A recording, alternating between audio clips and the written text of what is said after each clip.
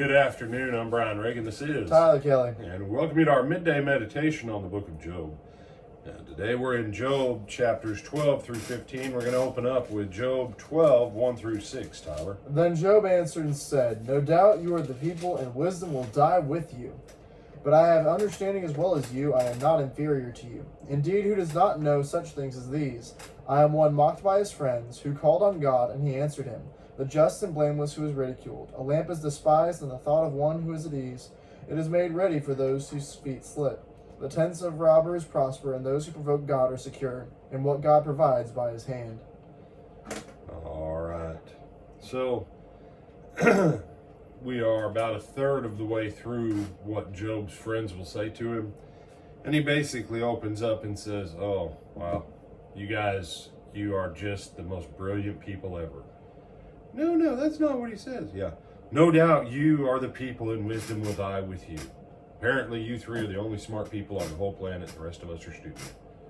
That is really what he's saying. And they say, "I don't get that."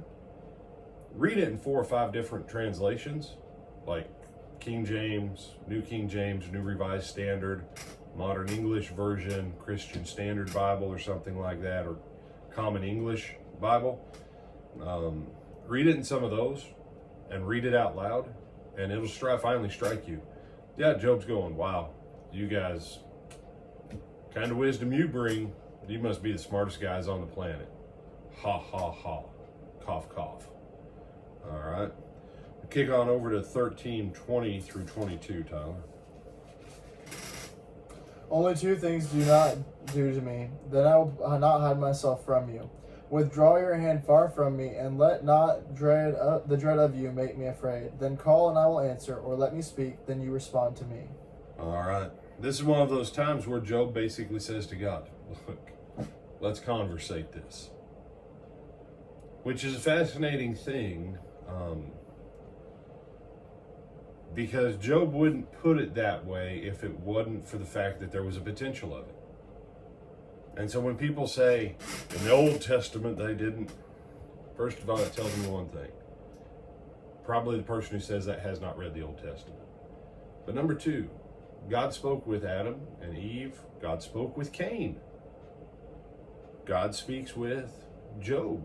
And God will have Job has the longest single recorded speech from God to a man anywhere in the scripture. No, there's no place else that has more. Okay?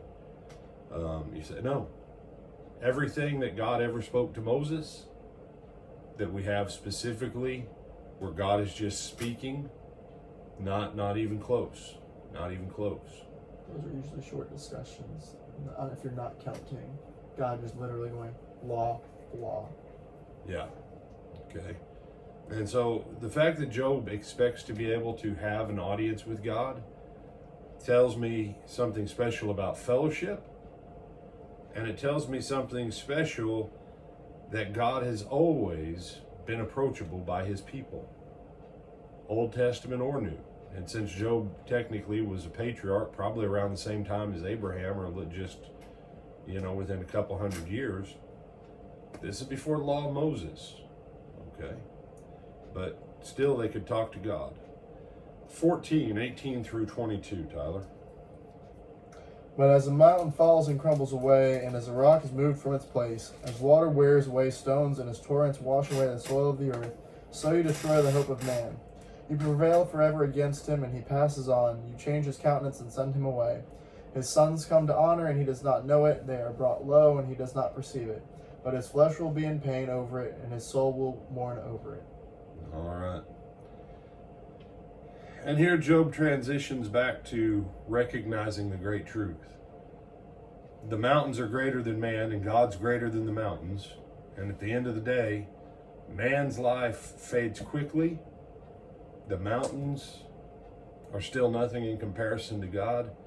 And Job's just acknowledging the awesomeness of God's power. So, and it's kind of an interesting thing. He's asked for an audience.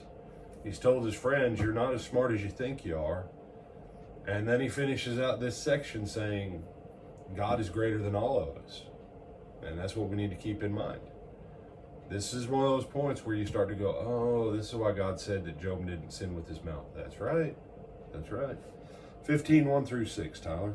Then Eliphaz the Temanite answered and said, should a wise man answer with empty knowledge and fill himself with the east wind? Should he reason with unprofitable talk, or by speeches with which he can do no good? Yes, you cast off fear and restrain prayer before God. For your iniquity teaches your mouth, and you choose the tongue of the crafty. Your own mouth condemns you, and not I. Yes, your own lips testify against you. All right. So Eliphaz comes back and he says, you're full of nothing but hot air, man. You're just a bag of wind. And then he goes on to tell him what? You don't have the fear of God. Everything you say is worthless. And you condemn yourself that you're a wicked one by everything you've just said. Man. It's statements like that is why the end of the book, the Lord will say to the Eliphaz and the others, right? Eliphaz, he'll say, unless Job intercedes for you, you guys got nothing. Job spoke rightly about me and you didn't. No. You know, and as you look at some of these, and there's a tremendous amount of truth in what the three friends say. But it's little sections like this where you go, no. And why would they be this way? Why would he say this to Job after what Job has just said to him, Tyler? Because I'm assuming he still thinks that Job is hiding something. Okay. And that's part of it. But here's the other part of it. I have dismantled everything that you and the others have said. Points 1, 2, 3, 4, 5, 6, 7, 8, 9, 10. And I've shown you to be false in everything that you have been saying. This is the biblical equivalent to liar, liar, pants on fire.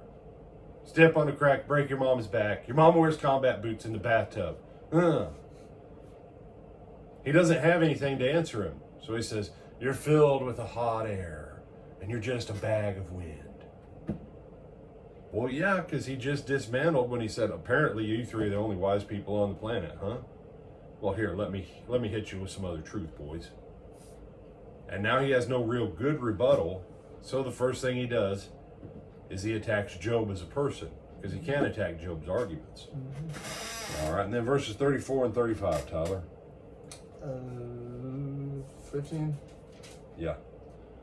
For the company of hypocrites will be barren, and fire will consume the tents of bribery. They conceive trouble and bring forth futility. Their womb prepares deceit.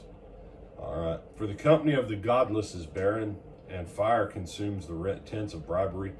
They conceive mischief and bring forth evil, and their heart prepares deceit. And so what you have here is Eliphaz's final shot. Remember what happened to some of his family and some of his servants and businesses? They all died. They all died, but what was one of the means? We had bandits. We had, was it a strong and a wind? tornado. That came down? Yeah, strong wind came and brought the roof down. Others got licked up by fire. Oh yes, licked up by fire. Okay. So So was what? the crops, right?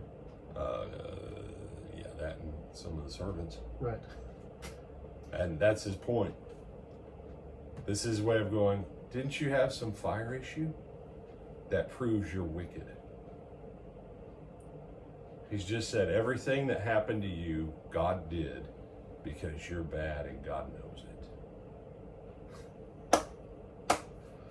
Wow. Job had three really good friends. They never abandoned him in his trial. I'll give him that. But boy, with friends like that, I'm surprised Job made it to the end of the book alive and sober. That's all I can say. You say, brother, it was because of his faith and trust in God. Yeah. But it's not that sanctimonious. Job knew, and you go back to the first two chapters, Job knew he had nothing apart from the Lord. The Lord was his everything, and everything he had was from the Lord anyways. And Job recognized this one great truth. Naked from the womb I came, and naked shall I return. everything in between is all the blessing of God one way or another. And Job recognized that truth. So, any other thoughts, my brother? No, sir. You sure? Yes, sir. All right, with Adam Brian Reagan, this is Tyler Kelly. We bid you good afternoon.